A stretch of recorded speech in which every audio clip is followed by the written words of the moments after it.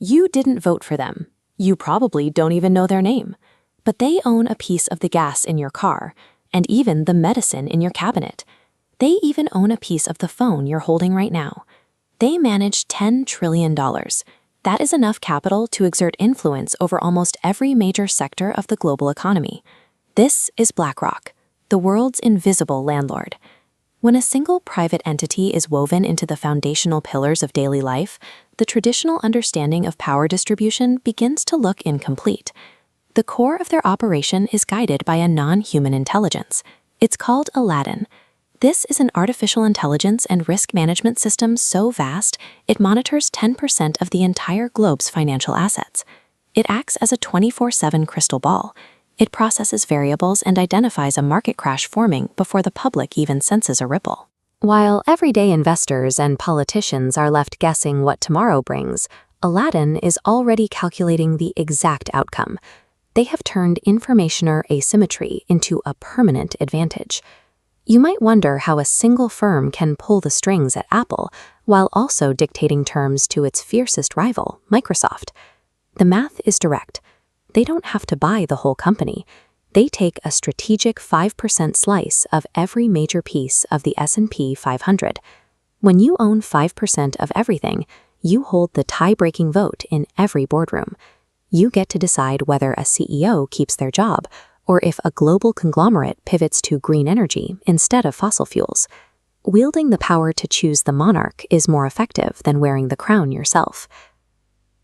There is a specific reason this $10 trillion pool exists. It doesn't actually belong to them. It comes straight out of your paycheck, your pension, your 401k, that random ETF you bought on a whim. They siphon those millions of tiny financial drops from the working class and aggregate them into an unstoppable tidal wave, using public wealth to cement their private power.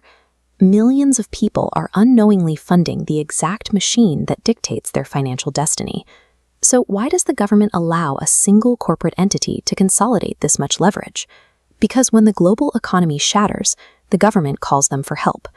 In the ruins of 2008, the Federal Reserve hired BlackRock to clean up the mess. In 2020, they did it again. State interests in private finance have effectively merged. By managing the government's own bailout programs, they have taken on the functional role of a fourth branch of government. Modern financial systems are now built so heavily upon BlackRock's infrastructure that their continued existence is a prerequisite for global stability. Traditional villains seek statues and public attention. BlackRock seeks pure leverage. They operate through spreadsheets rather than speeches. Remaining invisible serves as a practical shield. Without a public face to target, there is no clear path for a revolution against them. This raises the question of whether an organization like this is an anomaly or simply the natural, logical conclusion of our current capitalist system. Ruling through index funds creates a closed loop.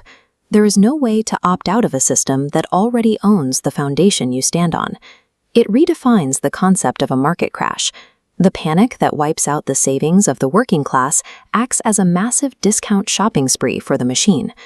The global economy functions as a rigged board game. You are now aware of who owns the board. You can either understand the rules or choose to stay blind.